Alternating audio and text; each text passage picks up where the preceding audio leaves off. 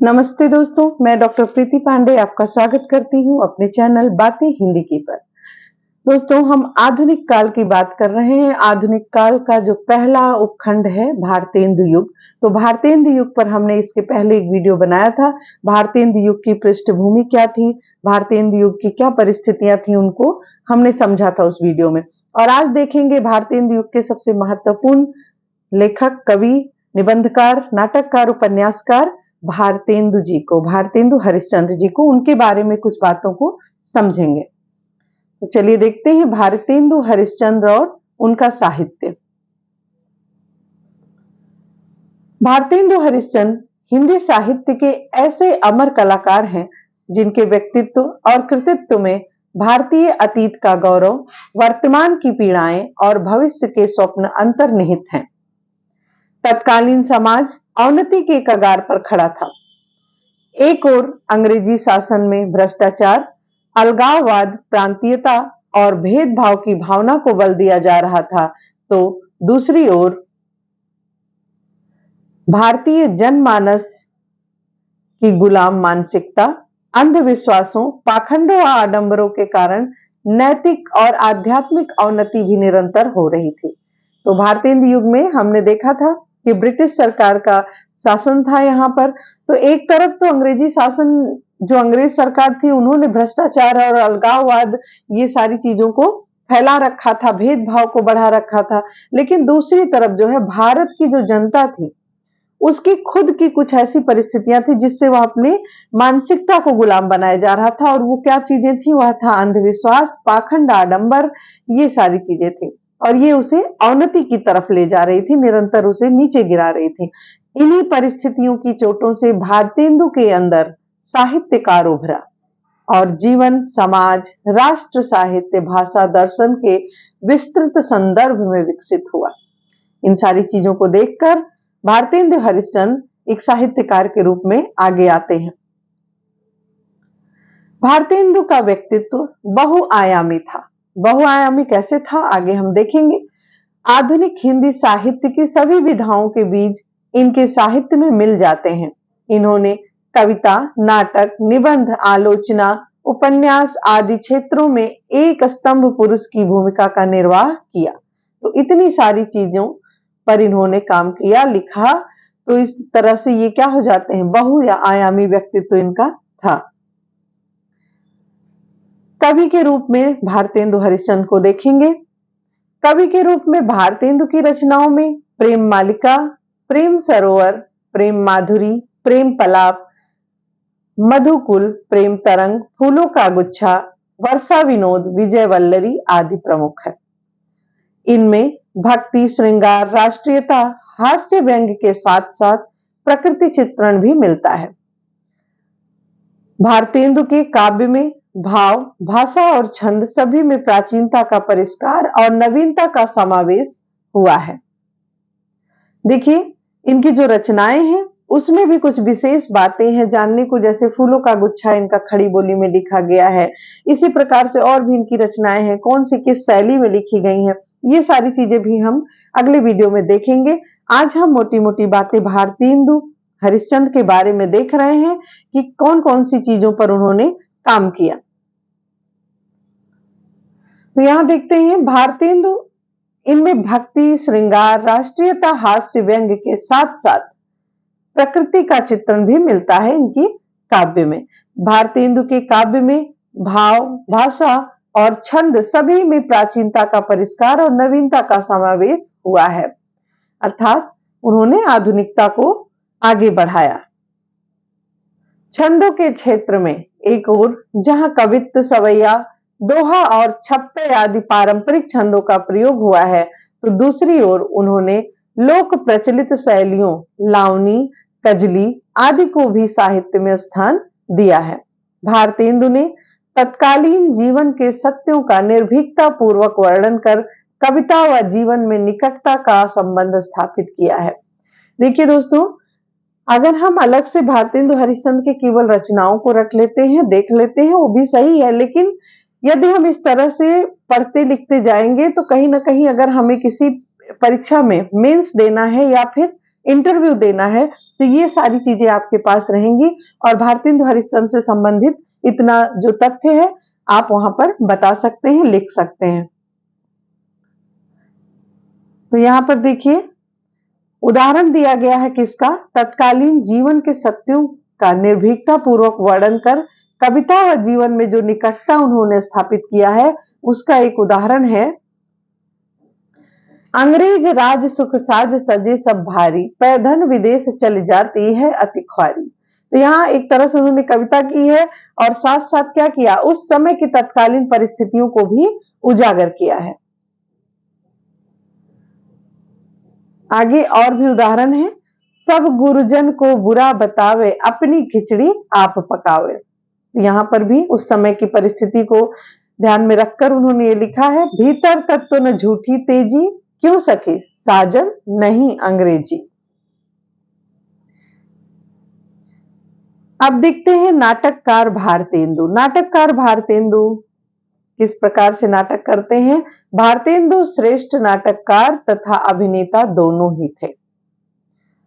इन्होंने अभिनेता इसलिए थे क्योंकि इन्होंने कुछ नाटकों में अभिनय भी किया था। इन्होंने कुल 17 जिसमें मौलिक एवं अनुदित मिलाकर नाटकों की रचना कर हिंदी नाट्य साहित्य को समृद्ध किया। और ये नाटक कैसे थे, पौराणिक, ऐतिहासिक, राजनीतिक तथा सामाजिक कथानकों के आधार पर नाटकों की सृष्टि करके उन्होंने नाट्य साहित्य में अनेक संभावनाओं को जन्म दिया। चंद्रावली सती प्रताप के कथानक पौराणिक हैं। नील देवी इनकी ऐतिहासिक नाटक है। भारत दुर्दशा का काल्पनिक तो अंधेर नगरी, विशस्य विस्मौसधम, प्रेम योगिनी तथा वैदिकी हिंसा, हिंसा न भवति आदि प्रहसनों में विभिन्न सामाजिक, ऐतिहासिक व पौराणिक संदर्भों को कच्चे माल के रूप में प्रयुक्त किया गया है, अर्थात वहां पर उसे लाया गया है। तो यहाँ पर देखिए जो भारत दुर्दशा है एक तरह से काल्पनिक उस पर लिखा गया है, लेकिन तत्कालीन परिस्थितियों को देखकर अंधेर नगरी, विशस्य विस्मौसधम, प्रेम योगिनी, वैदिकी हिंसा, हिंसा न भवति, यह सभी क्या है, प्रहसन है। नाटकों में, अनुदित नाटकों में रत्नावली, पाखंड विडंबन, धनंजय विजय, मुद्रा राक्षस, कर्पूर मंजरी, ये सभी संस्कृत से अनुदित है, संस्कृत से अनुवाद किए गए हैं। व दुर्लभ बंधु अंग्रेजी से उल्लेखनीय है। तो जैसा हमने पहले देखा कि इनके कुल 17 नाटक हैं जिसमें से मौलिक और अनुदित दोनों हैं। तो इस प्रकार से हम देखते हैं कि इनके 8 मौलिक, 9 अनुदित, इस तरह से इनके नाटक मिलते हैं। तो जो अनुदित हैं उसमें ये सारे जो नाटक हैं वो संस्कृत से अनुदित हैं और दुर्लभ बंधु इनका जो है अंग्रेजी से अनुदित है। भारतेंदु श्रेष्ठ नाटककार ही नहीं, श्रेष्ठ नाट्य चिंतक भी थे। अर्थात नाटक को कैसे रखना चाहिए, नाटक की क्या सीमाएं होनी चाहिए, किस प्रकार से उसका मंचन होना चाहिए, ये सभी, इन सभी बातों पर भी उन्होंने विशेष ध्यान दिया, सिर्फ नाटक लिखने पर ही नहीं दिया। तो यहाँ पे श्रेष्ठ नाट्य चिंतक भी होते हैं। इन्होंने अपने नाटक संबंधी विचारों को नाटक नामक निबंध, देखिए ये इनका निबंध है, नाटक नामक निबंध में लिपिबद्ध किया है। भारतेंदु हरिश्चंद्र ने एक निबंध लिखा जिसका शीर्षक था नाटक, और उसमें इन्होंने नाटक से संबंधित सभी तथ्यों को रखा है कि नाटक कैसा होना चाहिए, जिससे हिंदी की सैद्धांतिक आलोचना का सूत्रपात होता है। अनेक देशी विदेशी ग्रंथों का अध्ययन करके प्राचीन और नवीन नाट्य कलाओं का सम्मिश्रण करके भारतेंदु ने नाटक संबंधी विचारों को प्रतिपादित किया। उन्होंने नाट्य विषयों का विस्तार किया और नाटक को राष्ट्रीय उत्थान व सामाजिक संस्कार का माध्यम बनाया। जीवन के यथार्थ को नाटकों में अंकित करने के कारण उन्हें नाटक में यथार्थवाद का जन्मदाता माना जाता है। तो नाटक में यथार्थवाद का जन्मदाता कौन है? भारतेंदु हरिश्चंद्र है। इस दृष्टि से अंधेर नगरी व भारत दुर्दशा उनकी नाट्य दृष्टि का सफल प्रतिपादन करते हैं। इन्होंने चरित्र चित्रण तथा पात्रानुकूल भाषा और संवाद की योजना करके नाट्य रचना में नए शिल्प का प्रयोग किया है। भारतेंदु ने हिंदी में प्रहसन लिखने का सूत्रपात किया। देखिए, हिंदी में प्रहसन लिखने का सूत्रपात भारतेंदु द्वारा ही किया जाता है और अपने प्रयासों से प्रहसन कला को चरमोत्कर्ष पर पहुंचाया। मध्यवर्गीय चेतना को अभिव्यक्ति देने की पहल भी भारतेंदु के द्वारा की गई। इन्होंने प्रहसन द्वारा भारत में व्याप्त अशिक्षा, सामाजिक कुरीतियों, अंधविश्वासों, पाखंडों इत्यादि पर करारा व्यंग किया। तो हम जब देखते हैं पाखंड विडंबन, विशस्य विस्मौसधम, इस तरह की जो चीजें हैं, जो नाटक हैं, कहीं ना कहीं सामाजिक कुरीतियों पर ही लिखी गई हैं और यह सब इन्होंने प्रहसन द्वारा किया। भारत दुर्दशा में मद्यपान की प्रवृत्ति पर एक व्यंग किया है उन्होंने। तो देखिए, भारत दुर्दशा में भी सामाजिक कुरीति को लाए हैं, उन्होंने उभारा है। और कौन सी सामाजिक कुरीति पर व्यंग करते हैं? मद्यपान। देखिए, उदाहरण है, मदवा पीले पागल जीवन बीत्यो जात, बिनु मद जगत सार कछु नाही, मान हमारी बात, यह एक व्यंग है। यहाँ मदवा अर्थात शराब। भारतेंदु ने रंगमंच के विषय में भी महत्वपूर्ण योगदान दिया। वेश, वाणी, अभिनय के स्वरूप, पात्रों के आने की विधि, वाद्य यंत्रों के प्रयोग, पद्य और गीत के स्वाभाविक व्यवहार आदि पर गंभीरता से विचार करके भारतेंदु ने आदर्श रंगमंच की स्थापना की। अभी हमने देखा था कि वेशभूषा कैसा होना चाहिए, नाटक का वाणी कैसी होनी चाहिए, अभिनय का स्वरूप कैसा होना चाहिए, पात्र किस प्रकार से आने की विधि क्या होनी चाहिए और किस समय पे किस प्रकार का वाद्य यंत्र का प्रयोग होना चाहिए, पद्य और गीत का कहाँ पे स्वाभाविक व्यवहार होना चाहिए। इन सभी बातों पर बहुत ही गंभीरता से विचार करके भारतेंदु ने क्या किया? आदर्श रंगमंच की स्थापना की। ऐसे ही नहीं दोस्तों, किसी के नाम से किसी युग का नामकरण रख दिया जाता है। तो यहाँ भारतेंदु, देखिए, भारतेंदु स्वयं अभिनेता थे। इस तरह भारतेंदु ने नाटक और रंगमंच का अभिन्न रिश्ता जोड़ने का सफल प्रयास किया।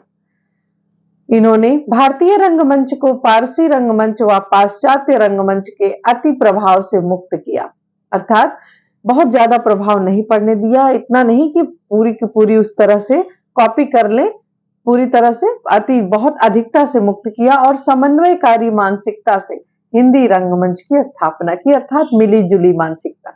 कुछ जो अच्छी चीजें पाश्चात्य रंगमंच से थी, पारसी रंगमंच में थी, उसको भी लिया और कुछ अपना जो भारतीय संस्कृति का एक शुरुआत था नाटक का, वहां से लिया। तो इस प्रकार से वो समन्वय करते हैं हिंदी रंगमंच की स्थापना के लिए। देखिए, संपादक भारतेंदु। भारतेंदु ने अपनी संपादन कला से पत्रकारिता के क्षेत्र में भी महत्वपूर्ण आयाम जोड़े। अभी हमने देखा काव्य में भारतेंदु, नाटककार के रूप में भारतेंदु, और अब देख रहे हैं संपादक के रूप में भारतेंदु को किस तरह से उन्होंने संपादन का कार्य भी किया। इन्होंने बाल बोधिनी, कवि वचन सुधा, हरिश्चंद्र मैगजीन, हरिश्चंद्र चंद्रिका, हरिश्चंद्र मैगजीन ही आगे चलकर हरिश्चंद्र चंद्रिका के नाम से हो जाती है, आदि पत्रिकाओं का प्रकाशन करके साहित्य के संदेशों को जन जन तक पहुंचाया। भारतेंदु ने अपनी पत्रिकाओं में साहित्येतर विषयों तथा समस्याओं पर विचार किया। तो देख लेंगे, बाल बोधिनी, कवि वचन सुधा, हरिश्चंद्र मैगजीन, ये सारी जो पत्रिकाएं हैं, ये इसका संपादन भारतेंदु हरिश्चंद्र जी ने किया था और अपनी पत्रिकाओं में साहित्य से इतर अर्थात और भी सामाजिक समस्याओं को लेकर इन्होंने विचार किया था। शिक्षा, व्यवसाय, अकाल, महामारी, परतंत्र की पीड़ा, उद्योग आदि अनेक समस्याओं पर उन्होंने खुलकर विचार व्यक्त किए। साथ साथ क्या था, उन्होंने स्वदेशी भावना को पुष्ट करने के लिए अनेक अपीलें भी प्रकाशित की। वे सच कहने या लिखने का साहस करने वाले लोगों की प्रशंसा करके उन्हें सत्य मार्ग पर अटल रहने का प्रोत्साहन देते थे। जैसा कि हम जानते हैं कि उन्होंने भारतेंदु मंडल की जो स्थापना हुई थी, उसमें जो कवि थे, उनकी भी वो साहस बढ़ाते रहते थे, उन्हें सत्य को लिखने का साहस प्रदान करते रहते थे। व्यापक पाठक समुदाय तैयार करने के लिए भारतेंदु ने समाज के सभी वर्गों के वैचारिक तथा भाषिक स्तर को ध्यान में रखा। इन्होंने हिंदी गद्य के पठन पाठन की आदत विकसित की। व्यापक पाठक से अभिप्राय है कि हर तरह के पाठक हो, हर वर्ग के हों। तो ऐसा करने के लिए उन्हें क्या करना होगा? उन्हें वैचारिक तथा भाषिक स्तर का ध्यान रखना होगा। जैसे पढ़े लिखे लोग भी उससे जुड़ पाएं, कम पढ़े लिखे लोग भी जुड़ पाएं, इस प्रकार से सबका ध्यान रखते हुए उन्होंने अपने साहित्य को आगे बढ़ाया। अब देखते हैं निबंधकार भारतेंदु। इतने रूपों में भारतेंदु हरिश्चंद्र मिलते हैं, इसीलिए इन्हें बहुआयामी व्यक्तित्व कह सकते हैं। निबंधकार भारतेंदु ने निबंध में निबंध कला को भी विकसित किया। भारतेंदु ने विविध विषयों पर निबंध लिखकर हिंदी गद्य की इस विधा को स्वयं तो सशक्त बनाया ही, साथ ही अनेक लेखकों के लिए मार्गदर्शन भी किया। भारतेंदु ने अपने निबंधों के द्वारा हृदय में, देखिए यहां पर ये सेंटेंस गलत टाइप हो गया है, यहां से देखेंगे, निबंधों के द्वारा हृदय में गुदगुदी ही पैदा नहीं करते, बल्कि मस्तिष्क में वैचारिक उत्तेजना भी पैदा करते हैं। उनके निबंधों पर लेखक की जिंदादिली, राष्ट्रीय एवं सांस्कृतिक प्रेम की स्पष्ट छाप देखी जा सकती है। भारतवर्ष की उन्नति कैसे हो, स्वर्ग में विचार सभा का अधिवेशन आदि उनके प्रसिद्ध निबंध हैं। भाषा के क्षेत्र में क्या योगदान रहा भारतेंदु हरिश्चंद्र का? तो भाषा के क्षेत्र में भी भारतेंदु ने सराहनीय कार्य किया। भारतेंदु ने पद्य में ब्रज तथा गद्य में खड़ी बोली का प्रयोग किया। वास्तविक आधुनिक हिंदी साहित्य में खड़ी बोली की प्रतिष्ठा इन्हीं के द्वारा हुई। इन्होंने पारंपरिक काव्य भाषा को दुरूह तथा दुर्बोध शब्दावली से मुक्त कर सरल एवं सहज शब्दों का प्रयोग व लोक प्रचलित मुहावरों, लोकोक्तियों के प्रयोग से भाषा की सौंदर्य वृद्धि कर कविता की प्रभाव उत्पादकता को बढ़ाया। तो यहां हमने देखा कि जो कठिन शब्दावली थी उससे थोड़ा सा मुक्त किया, सरल एवं सहज शब्दों का प्रयोग किया। लोक प्रचलित मुहावरे, लोकोक्तियां इसलिए रखा ताकि लोगों को रुचि पैदा हो साहित्य को पढ़ने में। इससे कविता साहित्य जनसाधारण तक पहुंचा। एक तरफ इन्होंने उर्दू के प्रचलित शब्दों का प्रयोग किया, तो दूसरी तरफ तत्सम तद्भव शब्दों का प्रयोग कर राजा शिव प्रसाद तथा राजा लक्ष्मण सिंह के भाषिक प्रयोगों का सामंजस्य किया। जैसा कि हम जानते हैं, राजा शिव प्रसाद सिंह सितारे हिंद जो थे वो उर्दू के पक्ष में ज्यादा रहते थे, तथा राजा लक्ष्मण सिंह ये तत्सम यानी संस्कृत निष्ठ हिंदी को ज्यादा बढ़ावा दे रहे थे। तो यहाँ पर भारतेंदु हरिश्चंद्र ने दोनों को लेकर एक सामंजस्य स्थापित किया, उर्दू और तत्सम शब्दों को भी दोनों को बढ़ावा दिया। 1873 ईस्वी में उन्होंने हरिश्चंद्र मैगजीन की शुरुआत की। देखिए डेट भी आपको सब याद रखने होंगे कि हरिश्चंद्र मैगजीन की शुरुआत कब की थी? 1873 ईस्वी में, जिसकी भाषा शैली नए प्रकार की थी। 1874 में काल चक्र जर्नल में उन्होंने स्वयं घोषणा की, हिंदी नए चाल में ढली 1873 में। यह प्रश्न दोस्तों बार बार पूछा गया है, हिंदी नए चाल में ढली कब? 1873 में, इसे भी ध्यान रखना है। और उन्होंने अपने किस जर्नल में कहा? काल चक्र पत्रिका में के जर्नल में कहते हैं, और किस सन में? 1874 में हुआ है ये बात कहते हैं। उपन्यास के क्षेत्र में योगदान, उपन्यास विधा का विकास भी भारतेंदु युग में हुआ। भारतेंदु मंडल के एक प्रमुख रचनाकार लाला श्रीनिवास दास के परीक्षा गुरु को हिंदी का प्रथम उपन्यास स्वीकार किया जाता है। भारतेंदु ने एक उपन्यास कुछ आप बीती कुछ जग बीती लिखने का प्रयास किया, किंतु वह पूर्ण ना हो सका। उन्होंने खेद व्यक्त किया कि हिंदी में नाटक की तरह उपन्यास नहीं लिखे जा रहे हैं। इसके अतिरिक्त उन्होंने पूर्ण प्रकाश चंद्र प्रभा नामक उपन्यास का अनुवाद भी किया। इस बात का उन्हें दुख भी था कि जिस तरह से नाटक लिखे जा रहे हैं उस तरह से उपन्यास नहीं लिखे जा रहे हैं, और उन्होंने एक उपन्यास लिखने का प्रयास किया था जिसका नाम था कुछ आप बीती कुछ जग बीती। जो कि अपूर्ण रहा, पूर्ण नहीं कर सके वो। तो यहाँ हम देखते हैं भारतेंदु हरिश्चंद्र ने उपन्यास के क्षेत्र में भी योगदान दिया। दोस्तों यहाँ देखिए हम बार बार ये चीज बता रहे हैं कि यहाँ तथ्यों को पूरी तरह लाने का सिर्फ एक उद्देश्य है कि किताबों से, पुस्तकों से हम बहुत कटते हैं, पुस्तक पढ़ना नहीं चाहते हैं, चाहते हैं कि बस हमें एक ऐसा नोट्स मिल जाए जिसको रट लें, जिसमें रचनाएं हो, जिसमें डेट हो, और पूरी बात को समझ नहीं पाते हैं। इसलिए हमको लगा कि वो सारी चीजें तो आप पढ़ ही लेंगे, इसके अलावा इस तरह से हम पढ़ें ताकि हमें समझ में भी आता चले कि क्या क्या हो रहा था। आगे देखते हैं भारतेंदु मंडल। थोड़ा भारतेंदु मंडल पर भी चर्चा कर ली जाए। भारतेंदु मंडल में कौन कौन थे? भारतेंदु ने अपने स्वयं तो विभिन्न विधाओं में प्रचुर साहित्य रचा ही अपने आकर्षक व्यक्तित्व से तत्कालीन अपने मित्रों को भी साहित्य सृजन के लिए प्रेरित किया। इसी समूह को भारतेंदु मंडल के नाम से जाना जाता है। इसमें शामिल साहित्यकारों में प्रताप नारायण मिश्र, बालकृष्ण भट्ट, बद्री नारायण चौधरी प्रेमघन, लाला श्रीनिवास दास, राधा चरण गोस्वामी, राधा कृष्ण दास और अंबिका दत्त व्यास प्रमुख थे। इसके अलावा भी और हैं, लेकिन यहाँ प्रमुख बताया गया है, जिन्होंने हिंदी साहित्य की अनेक विधाओं में अपने अद्भुत कौशल का परिचय देकर हिंदी साहित्य के विकास में अमूल्य योगदान दिया। तो अभी तक हमने देख लिया कि भारतेंदु का व्यक्तित्व कैसा था, निबंधकार के रूप में, नाटककार के रूप में, उपन्यासकार के रूप में, या संपादक के रूप में, या भाषा को लेकर उनका क्या योगदान रहा है। एक बार मूल्यांकन करते हैं, देखते हैं।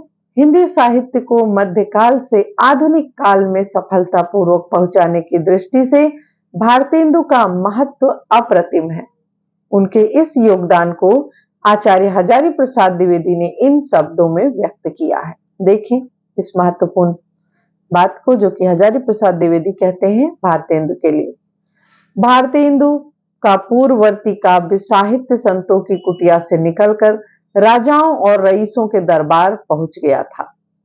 उन्होंने एक तरफ तो काव्य को फिर से भक्ति की पवित्र मंदाकिनी में स्नान कराया और दूसरी तरफ उसे दरबारीपन से निकालकर लोक जीवन के आमने सामने खड़ा कर दिया। यह बात हजारी प्रसाद द्विवेदी कहते हैं। लगभग ऐसी ही बात डॉक्टर रामविलास शर्मा ने भी कहा। उनके शब्द हैं, भारतेंदु युग का साहित्य जनवादी इस अर्थ में है कि वह भारतीय समाज के पुराने ढांचे से संतुष्ट न रहकर उसमें सुधार भी चाहता है। वह केवल राजनीतिक स्वाधीनता का साहित्य न होकर मनुष्य की एकता, समानता और भाईचारे का भी साहित्य है। आज हमने देखा भारतेंदु हरिश्चंद्र से संबंधित कुछ महत्वपूर्ण तथ्यों को, उनकी कुछ महत्वपूर्ण रचनाओं को। आशा करते हैं वीडियो आपको पसंद आया होगा। अगले वीडियो में हम भारतेंदु युग के किसी अन्य विद्वान को लेकर आएंगे, अन्य लेखक को लेकर आएंगे। इस प्रकार से हम भारतेंदु युग को कवर करेंगे ताकि भारतेंदु युग से जो महत्वपूर्ण चीजें हैं वो हम समझते हुए आगे बढ़ें। धन्यवाद।